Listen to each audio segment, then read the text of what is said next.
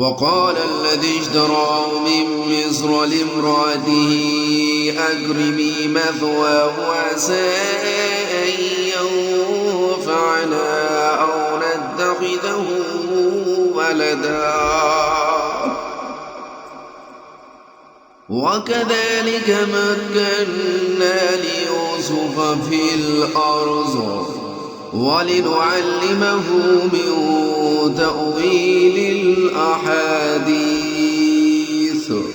والله غالب على أمره ولكن أكثر الناس لا يعلمون.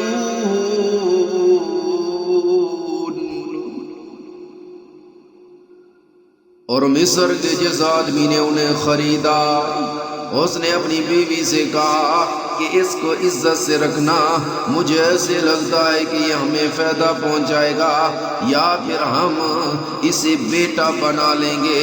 اس طرح ہم نے اس سرزمین میں یوسف کے قدم جمائے تاکہ انہیں باتوں کا صحیح مطلب نکالنا سکھائیں اور اللہ کو اپنے کام پر پورا قابو حاصل ہے، لیکن بہت سے لوگ نہیں جانتے. وَلَمَّا بَلَغَ أَشُدَّهُ آتَيْنَاهُ حُكْمًا وَعِلْمًا وَكَذَلِكَ نَجْزِي الْمُحْسِنِينَ.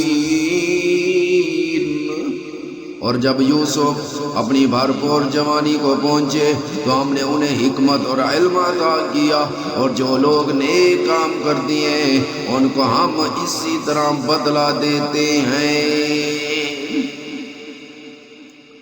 وراودته التي هو في بيتها عن نفسه وغلقت الأبواب وقالت هيت لك قال معاذ الله إنه ربي أحسن مثواي إنه لا يفلح الظالمون. جس عورت کے گھر میں وہ رہتے تھے اس نے ان کو اپنی طرف میل کرنا چاہا اور دروازے بند کر کے کہنے لگی یوسف جلدی آؤ. انہوں نے کہا کہ خدا پناہ میں رکھے، وہ یعنی تمہارے میاں تو میرے آقا ہیں، انہوں نے مجھے اچھی طرح سے رکھا ہے، میں ایسا ظلم نہیں کر سکتا. بے شک ظالم لوگ فلاح نہیں پائیں گے. وَلَقَدْ هَمَّتْ بِهِ وَهَمَّ بِهَا لَوْلَا أَن رَّأَىٰ بُرْهَانَ رَبِّهِ كَذَٰلِكَ لِنَصْرِفَ عَنْهُ السُّوءَ وَالْفَحْشَاءَ إِنَّهُ مِنْ عِبَادِنَا الْمُخْلَصِينَ.